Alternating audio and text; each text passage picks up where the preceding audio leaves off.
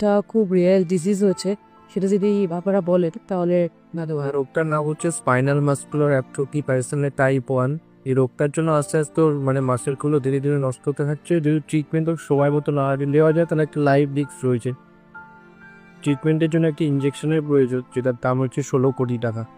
তো এখনও অবধি আমরা ক্রাউড ফান্ডিংয়ের মাধ্যমে সাধারণ মানুষ সবার সাহায্য নিয়ে 6 কোটি 35 লক্ষ টাকা রাইজ হয়েছে আমাদের, এবং ম্যামও আমাদেরকে সাহায্য করেছে এবং সাপোর্ট করার জন্য আপনারা একদমই, আমি এটাই বলবো যে অস্মিতা মানে এখনো জগৎটা জানেই না ও জগতের ব্যাপারে, এত সুন্দর পৃথিবীটাও সবে দেখতে শুরু করেছে। তো আমি বলবো আপনারা যে যেভাবে যতটা সম্ভব আপনারা ওকে সাহায্য করুন, ও যাতে জীবনে মানে অনেক দূর এগোতে পারে, উন্নতি করতে পারে।